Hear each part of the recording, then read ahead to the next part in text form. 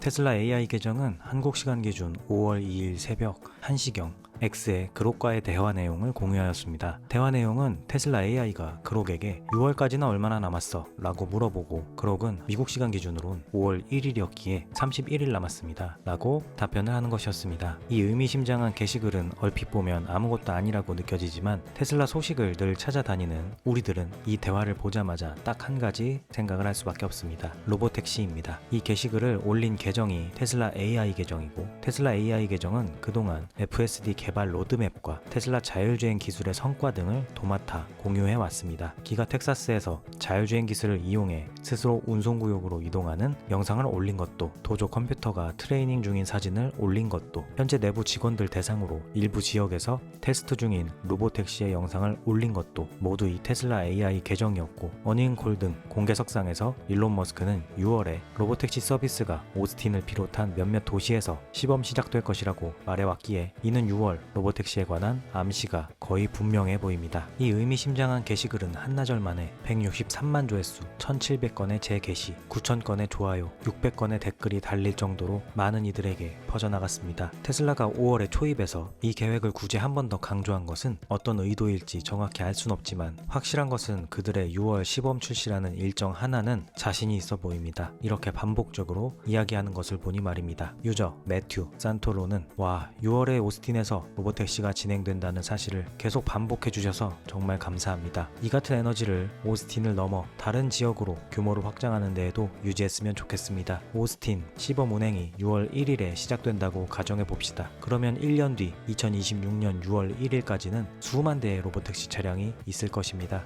테슬라가 웨이모의 주간 유료 운행 횟수를 언제 넘어설지 정말 흥미로울 것입니다. 라고 하였고 유저 MY는 한 달 동안 깊은 잠에 들 수 있는 능력이 있었으면 좋겠습니다. 깨어난 후 세상이 어떻게 보일지 너무나 궁금합니다. 라며 로보택시 출시날 어떤 일이 벌어질지를 기대하였으며 유저 조르디 솔소나는 비감독형 FSD까지 이제 한 달이 남았습니다. 수년간 동영상, 프레젠테이션, 마일당 사고 그래프, NHTSA의 조사를 거쳐 여기까지 왔습니다. 이 시스템은 이미 세계 대륙에서 테스트되고 있으며 학습하고 확장 가능하며 이것이 바로 미래입니다. 라고 하였습니다.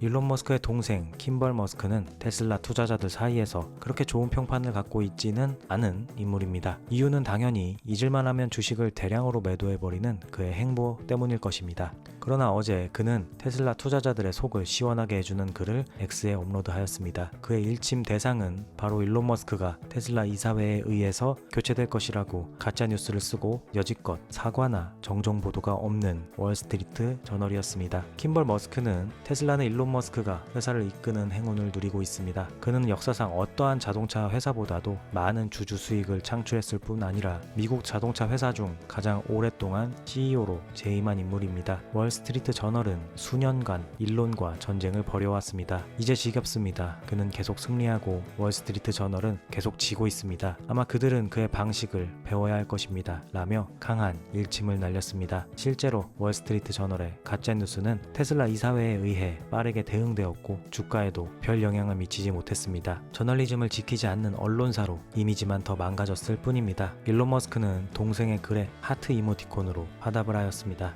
유저 스프링 테슬라는 맞습니다. 일론 머스크는 대체 불가능한 인물입니다. 하지만 테슬라 주주로서 그가 테슬라에 더 집중해 주었으면 좋겠습니다. 그가 정부 효율 부서에서 나라를 위해 기여한 점은 높이 평가하며 미국을 위대하게 만드는 것이 장기적으로 테슬라를 위대하게 만드는데 도움이 된다고 믿습니다. 그리고 정부 효율부에서 그가 빠르고 전략적으로 이룬 성과를 다른 사람은 달성할 수 없었을 거라고 생각합니다. 하지만 지금은 시스템이 갖춰졌기에 다른 사람들이 그 일을 이어갈 수 있을 거라 생각합니다. 라며 킴벌의 글에 동의하면서도 일론 머스크가 테슬라에 좀 더 집중하기를 바랐습니다. 유저 제이슨 네메츠 또한 일론은 테슬라를 앞으로 100년 동안 실현될 모든 공상과학 기술의 최전선에 지속적으로 위치시켜 왔습니다. 그를 제거하는 것은 재앙이 될 것입니다. 라며 그의 말에 공감하였습니다. 테슬라 차량에 대한 방화, 총기 난사금의 테러는 사실상 없어지다시피 했으나 개인들이 벌이는 해코지는 종종 일어나곤 합니다. 여기 라스베가스의 한 남성은 X에서 화제가 되었습니다. 이 남성은 테슬라를 향해 정체모를 막대를 여러 차례 거세게 휘둘렀습니다. 차량은 옆에 있는 신형 모델 3보다 차체가 약간 높은 것으로 보아 주니퍼 이전 모델 Y로 보입니다. 어쨌든 남성은 손에 든 막대로 테슬라의 뒷부분 유리를 가격하는데 2021년도에서 22년도 이후 생산되는 거의 모든 테슬라 차량은 뒷좌석도 이중 접합 유리를 달고 나오기 때문에 저런 얇은 막대기로 유리창을 부수는 것은 택도 없는 시도이고 테슬라 차량은 끄떡없었습니다. 차라리 공격을 하고 차주를 불쾌하게 해코지하고 싶었다면 휠 쪽을 때리는 게 낫지 않았을까 생각합니다. 결국 이 남자는 경찰에 바로 체포되었습니다. 이 게시글을 X에 공유한 아메리칸 AF 계정은 이것은 테슬라 광고로 쓰여야 한다 라고 하였고, 유저 마우리스이오 로드리게스는 이 멍청이는 깨지지도 않는 유리창 때문에 감옥에 가거나 추방당하겠군요 라고 통쾌해하였습니다. 다음은 페이스북 유저 크리스찬 커크가 올린 영상입니다. 이 점잖은 인상의 남성은 주차된 테슬라 사이버 트럭에 2번이나 테슬라 혐오 스티커를 붙였고 2번 다 센트리캠에 포착되었습니다. 그리고 차주는 그를 근처 카페에서 찾아냈습니다. 영상 속 남자는 스티커를 붙일 때와는 달리 막상 차주가 나타나자 발뺌을 하고 추궁하니 당신과 할 말 없습니다 라며 도망칩니다. You like putting stickers on cars? I don't know what you're talking about. You don't? 그 모습은 한 남자의 정석을 보여줍니다. 저럴 거면 왜 혐오 스티커를 친 걸까요? 그리고 그런 행동을 하며 이런 대가가 찾아올 줄 몰랐을까요? 영상 끝에서 그는 경찰에게 인계되었지만 아쉽게도 기소가 되진 않고 경고 정도를 받고 훈방 조치된 것으로 보입니다. 유저 네오 언리얼리스트는 그가 차주와 마주하자 가장 먼저 한 일은 거짓말이었습니다. 거짓말이 드러나자 그는 더한 거짓말을 했습니다. 그러니 그는 쓰레기 같은 혐오자일 뿐만 아니라 거짓말쟁이이기도 합니다 라며 분노했고, 유저 JW는 차분함을 유지한 차주에게 찬사를 보냅니다. 그는 분명 더 나은 사람입니다. 우리는 많은 주제에 대해 의견이 다를 수 있지만 저런 사람들이 차량에 해코지하는 이유는 도저히 공감할 수 없습니다. 아마도 그들은 직접 대면하여 대결하는 것을 두려워하기 때문에 저런 쉬운 방법을 택하는 것 같습니다 라며 침착하게 상황에 대처한 차주를 칭찬하였습니다. 마음 같아선 스티커 붙인 사람에게 주먹을 날리거나 최소 멱살을 잡고 싶은 게 모두의 마음이겠지만 그러면 법정에선 역으로 피의자가 될 수밖에 없겠죠. 그런 점에선 영상 속 차주의 대처는 정말 이성적이고 훌륭해 보입니다.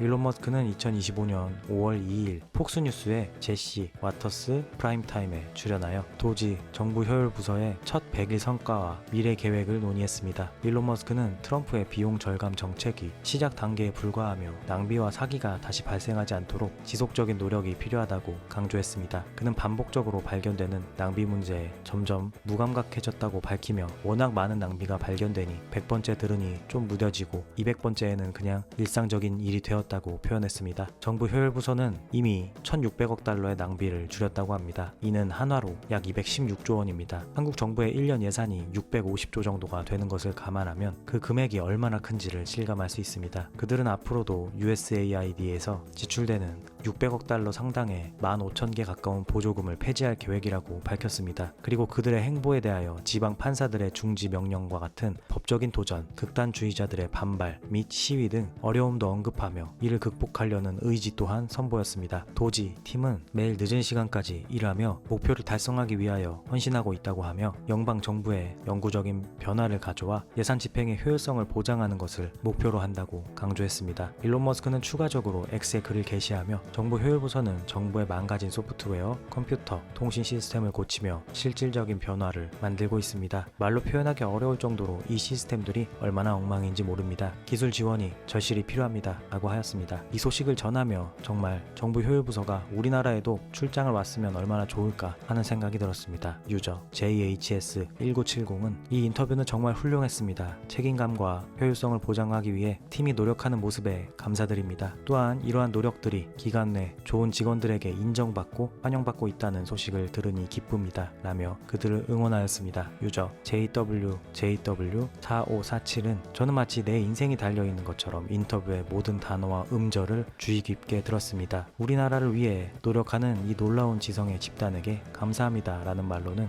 결코 충분하지 않습니다. 애초에 이런 일을 해야 할 정도로 정부 지출이 망가진 것에 분노합니다. 이 광경은 마치 생사가 달린 수술을 받은 후 의사가 당신은 살 수 있을 뿐만 아니라 완전히 회복될 것입니다 라고 말해주는 것처럼 감동적입니다 라며 정부 효율부서의 노고에 감사함을 표했습니다. 그럼 오늘 영상은 여기까지 하겠습니다. 저는 다음 영상에서 찾아뵙겠습니다. 시청해주셔서 감사합니다.